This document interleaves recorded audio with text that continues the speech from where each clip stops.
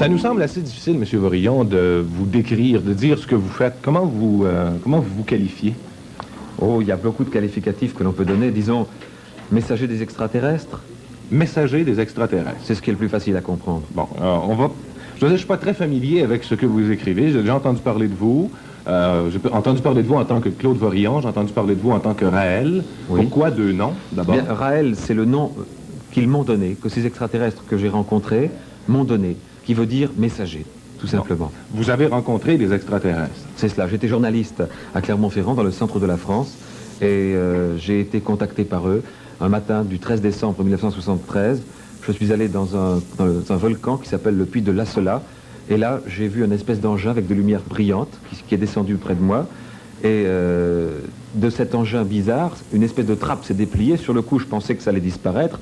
Je me disais, tiens, j'ai vu une soucoupe volante, puis ça va repartir comme c'est venu, personne ne me croira, ça va s'arrêter là. Vous étiez seul? J'étais seul, et finalement, de cet engin, donc une trappe s'est dépliée, un petit être en est sorti, qui s'est dirigé vers moi, et qui m'a, pendant 6 heures environ, donné un message, un extraordinaire message qui s'adresse à toute l'humanité, et qui explique l'origine de l'homme. Est-ce que vous en avez parlé tout de suite après de cette rencontre-là que vous aviez faite? Il s'est écoulé environ 3 mois avant que j'en parle. C'est-à-dire que la première émission de télévision que j'ai fait en France a eu lieu au printemps 74, et le livre est sorti fin 74.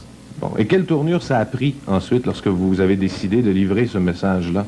Eh bien, au départ, disons que j'étais assez inquiet, et puis les réactions à l'émission de télévision ont été tellement extraordinaires. Il y a eu des milliers de lettres, des milliers de personnes qui voulaient m'aider à diffuser ces messages, qui les trouvaient sensés, qui les trouvaient positifs. Et maintenant, nous avons un mouvement qui s'appelle le mouvement raélien, qui est implanté aussi au Québec, et qui regroupe presque 4000 personnes. Bon, quel était l'essentiel du premier message que vous avez eu? Parce que si j'ai bien compris, là, ce que j'ai eu comme information, vous êtes rendu au 3e message. Ça, donc c'est pas un 3e message, il y a eu seulement 2 messages. Et ça, c'est un livre qui répond un peu aux questions que posaient les 2 premiers, et qui, ce nouveau livre qui s'appelle donc Accueillir les extraterrestres, qui sort cette semaine, est un livre où je révèle certaines choses que je ne pouvais pas révéler avant cette année. Pourquoi? Parce que je n'en avais pas le droit. On m'avait demandé, ces extraterrestres m'avaient demandé d'attendre 2 ans avant d'en parler. Je pense que vous pouvez comprendre, M. Vorillon, que c'est pas facile de croire tout ça, comme vous nous le dites là. Ce qui est encore plus extraordinaire, c'est de comprendre. C'est pas tellement, je cherche pas des gens qui croient, je cherche des gens qui comprennent. Je sais que les grandes religions traditionnelles ont dit croyez, et surtout n'essayez pas de comprendre. Moi, je dis vous remettez beaucoup la religion traditionnelle en question aussi. Tout à fait. Tout à fait. Dans les messages, alors je vais essayer de les résumer en quelques mots. Je donne une conférence au Théâtre Saint-Denis mardi 11 décembre à 20h, donc le soir. Une unique conférence, malheureusement je suis obligé de repartir, où je vais développer tout cela. Je sais qu'on n'a pas beaucoup de temps. En quelques mots, ces extraterrestres sont venus sur la Terre il y a très longtemps, il y a environ 25 000 ans. Ils ont créé la vie sur Terre, ils ont créé toute la vie. De quelle façon? En laboratoire, grâce à l'acide désoxyribonucléique. Et ça, ce sont les extraterrestres qui vous ont révélé ça? Exactement. Et la Bible, la genèse de la Bible, comme toutes les religions de la planète, parle de l'œuvre des Elohim. Et il y a une énorme tromperie, la plus grande tromperie de tous les temps, c'est qu'on a dit Dieu le premier jour fit ceci, Dieu le deuxième jour fit cela. Alors qu'en fait, dans la Bible originelle en hébreu, il est écrit le premier jour Elohim fit ceci, le deuxième jour Elohim fit cela. C'est toujours ce mot Elohim qui revient. Elohim qui veut dire en hébreu ceux qui sont venus du ciel, et qui n'a jamais voulu dire Dieu. Oui, mais cependant, si vous dites que la plus grande tromperie, c'est de dire ceux qui sont venus du ciel, on a traduit ça Elohim par Dieu. C'est cela. Il y a des gens aussi de l'intérieur de la religion catholique qui peuvent vous dire que c'est vous qui faites la plus grande tromperie. Mais non, moi je me borne à une traduction réelle, véridique, du mot Elohim, qui a été traduit injustement par Dieu. Donc moi je ne fais que retraduire le bon mot. Dans votre mouvement, Claude, il y a autre chose qui nous intrigue un peu, qui nous choque un peu à la fois. Vous avez probablement réponse à ça aussi. Oui. C'est que le sigle de votre mouvement, c'est la croix gammée et la croix et l'étoile de Jérusalem, je pense. Mais cette espèce de symbole, on peut appeler ça un symbole, ce sigle si l'on veut, c'est l'emblème de ces extraterrestres, les Elohim. Il représente l'infini. Il n'a rien à voir ni avec, sinon très indirectement, ni avec le peuple juif, et surtout pas avec Hitler. Si on prend le petit Larousse, par exemple, et on regarde la Svastika, on voit symbole religieux de l'Inde. Et ce symbole que vous avez montré tout à l'heure, donc, qui est assez choquant a priori, on le trouve dans les temples du Tibet. C'est peut-être le plus vieux symbole de la planète. Vous savez que la croix, dite croix gammée, est également, on la retrouve chez les Indiens, on la retrouve au Pays Basque, on la retrouve un peu partout.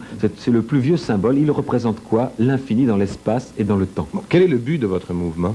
Le but de notre mouvement, c'est d'abord de répandre cette vérité extraordinaire, c'est-à-dire les messages qui expliquent l'origine de l'humanité, qui est une origine purement scientifique, qui disent qu'il n'y a pas de Dieu, qu'il n'y a pas d'âme, mais qu'il y a le code génétique et l'ingénierie génétique qui permettent de créer la vie en laboratoire, ce que les hommes feront très bientôt.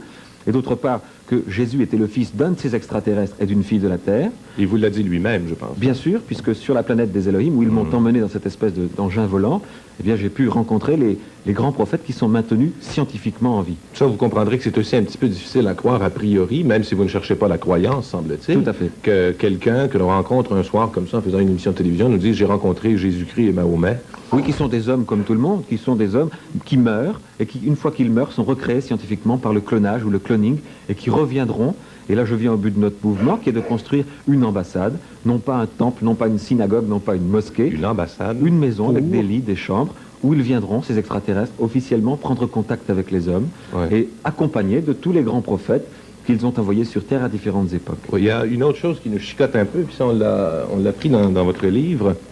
C'est la demande d'abonnement à une revue qui s'appelle Apocalypse. C'est une revue du mouvement. Il y a également demande d'admission dans le mouvement raélien, une demande d'admission dans le mouvement raélien international pour devenir guide. Et si on fait l'addition de tout ça, quelqu'un qui adhère au mouvement raélien, quelqu'un qui s'en va pour devenir guide et qui s'abonne à Apocalypse, ça coûte au total 675 $. Oui, c'est ça, c'est tout à fait vrai. Nous avons beaucoup d'étudiants qui, par contre, ne payent rien du tout. Et puis les gens qui peuvent versent encore beaucoup plus que ça. Nous avons besoin de beaucoup d'argent pour traduire ces messages dans toutes les langues du monde, pas pour construire une église dans chaque ville, pas pour entretenir des cardinaux et des évêques, mais pour construire une seule et unique ambassade. Pas un lieu de culte, un lieu où il y aura des chambres et des lits, j'insiste, et où ils viendront officiellement. Est-ce que vous prévoyez, vous aussi, une fin du monde proche?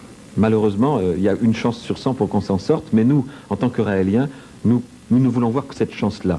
La guerre atomique, malheureusement, c'est le plus grand danger de l'humanité, et c'est pour ça que les Elohim, ces extraterrestres qui nous ont créés en laboratoire, viennent maintenant nous dire attention, vous êtes sur le point d'entrer dans l'âge d'or, vous êtes également sur le point de vous détruire. Il est bien évident, Claude, qu'une entrevue de 7 ou 8 minutes n'est pas suffisante pour convaincre tout le monde. Surtout que je ne cherche pas à convaincre, mais il faudra peut-être se reprendre. Je pense que les gens peuvent venir à la conférence au Théâtre Saint-Denis. C'est mardi, là? Mardi 11 décembre à 20h. Pour les gens qui sont curieux d'en savoir davantage, c'est gratuit? Non, les entrées sont payantes. Merci beaucoup, Claude. Un plaisir.